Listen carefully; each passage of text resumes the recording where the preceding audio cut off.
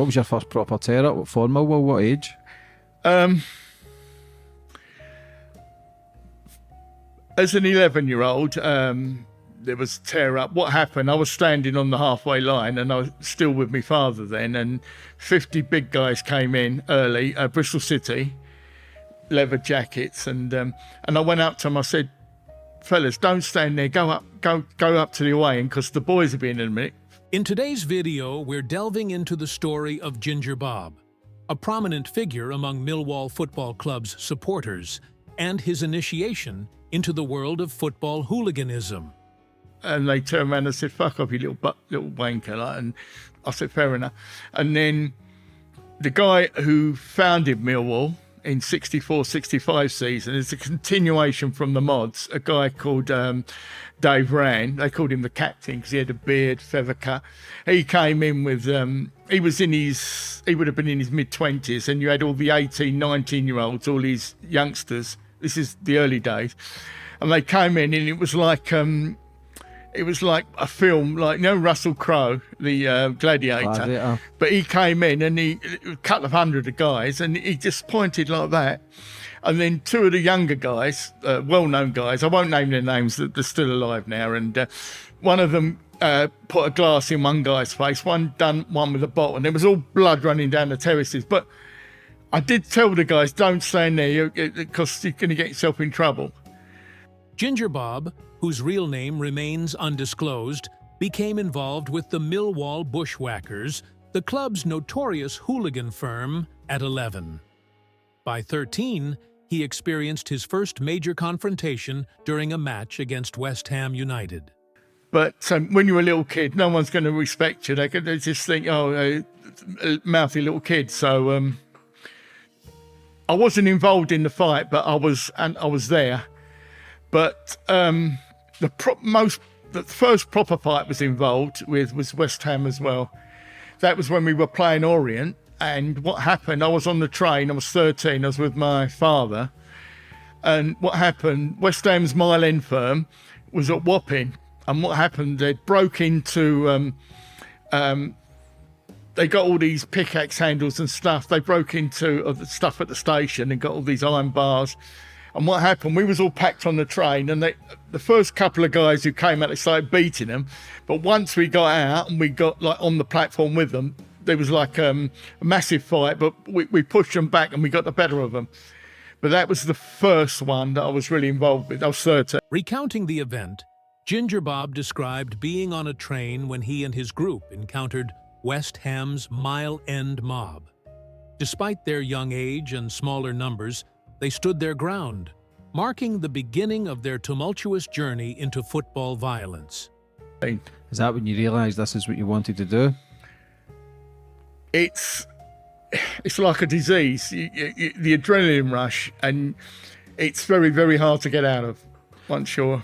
Yeah, so a lot of people who don't understand it, who's never done it, will never understand why people do it. Like, was it such a buzz for you? Did it make you feel alive, especially if you're being bullied at school, to then feeling part of something?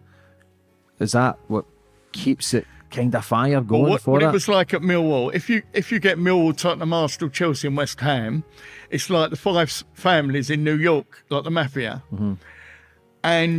But with Millwall, it was so secretive. That's why I've just come on after all these years. But because of my near-death experience, I've got to get the stories out. Over the years, Ginger Bob became a central figure in numerous clashes, notably facing firms that vastly outnumbered his own.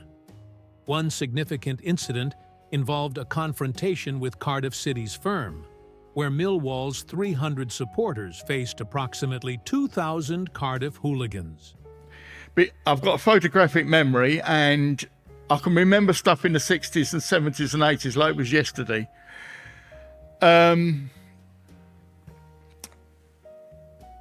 With Millwall, it's, how can I put it? It's very, we're very tight. We're very tight. Before I got to the top of the firm as a young age at 17, when I was 15, I had my own little firm as well, like a sub firm, with all people from the age of 15 to 17. And I will give you 2 instances of what... Despite the overwhelming odds, Ginger Bob and his group held their own, showcasing the fierce reputation of the Millwall Bushwackers. What happened at 15? We played Aston Villa, the match had finished, and when you're young, you think you're invincible. And I happened to have my best trousers on, and I'd still toe cap brogues. So I went down to the, after Aston Villa, down at what they call New Cross Great Station, on my own. The police were there, and they thought it quite amusing. They let a German Shepherd, and the German Shepherd grabbed hold of my right buttock, and it sunk its teeth in, ripped my trousers. So I knew when I get home, I'm going to get a beating from my dad. So what happened? I swung the dog off, and what I did, not that I'm, because I love animals, but because of the situation, what I did, I kicked the dog in the face, and a couple of its teeth come out. So the police chased me up the platform and a mile down the road, but I got away. That was April 73. I was just 15. Reflecting on these events, it's evident that the era of football hooliganism left an indelible mark on the sport and its communities. And then we played a match with Nottingham Forest, and we only took like 100 firm up there, and most of them got thrown in the Trent. I was lucky that day. I didn't get beat, but we was under pressure. So we played them on a Tuesday in a League Cup match. We lost the league match 3-0, but we beat them in the League Cup. I was at what they call the back of the halfway line, and a little kid come up. He said, Bob, they're here. They're up the... what happened? There was 40 Romany gypsy guys from Newark, Forest boys, all in their 30s and 40s, and they all had weapons. So we've gone down there 25-handed, and one of my mates, he had a crash, and we didn't have any tools with us. So we've gone straight into them, and this guy went to put an axe in my head, and one of my friends is from Islington, Tally and Tony, he blocked the guy's arm. So what happened, we was all rolling about on the floor and fighting, and what happened, this sergeant, he arrested me, who was the big tall guy, and he took me behind the stand and gave me a beating. And in them days, the way we used to talk, I said, leave it out, governor. I nearly got killed, nearly got my head chopped off. They were all tooled up. He said, you're just trying to get out of a nick. So he said, but if you're telling the truth, I'll let you go. So we went round at Millwall. You had a hoolie van.